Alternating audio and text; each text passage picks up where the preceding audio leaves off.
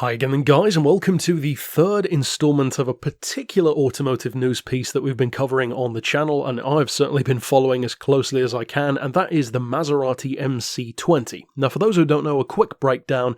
A few months ago we saw a semi-camouflaged Alfa Romeo 4C reminiscent test vehicle being driven around the Maserati factory, and it was certainly pointing towards a mid-engine Maserati being tested, which is something that we haven't had for quite some time. Then more recently, Maserati of course announced the name of the car and gave some very quick teases of it in a video, including some secret subliminal imagery which I managed to find in that video as well, and covered a couple of weeks ago now on the channel. Now we have our best look yet at the car. The proportions are much larger and much sleeker than that initial test car that we saw, which is no surprise at all. If you compare the test cars, for instance, for the Ferrari Enzo or even the Spiker D8 to what they ended up looking like, they're not even close. The Spiker, for instance, looked like a Land Rover, so they were completely different. Likewise with this one, it's much sleeker and it is a much larger vehicle. It looks longer, certainly wider, and a little bit lower in proportion to the rest of the car. It has a little bit of a LaFerrari shape to it,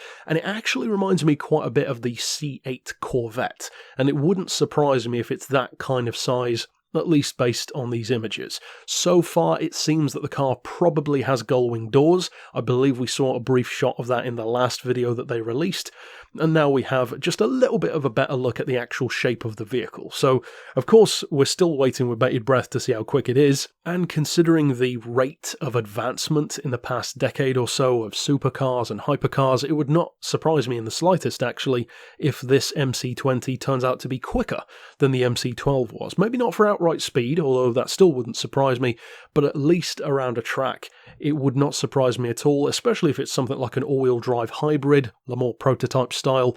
So, of course, we're still waiting to see the full reveal of the vehicle, especially when it comes to its performance, but everything I see just makes me more excited for the car, and it's long overdue to have a full-on Maserati top-tier exotic, and I'm glad that they decided to do that. So overall, that's it for this roundup. Of course, stick around on the channel for more, not just from this car, but from plenty of other stories as well, and for now, as always, thanks for watching.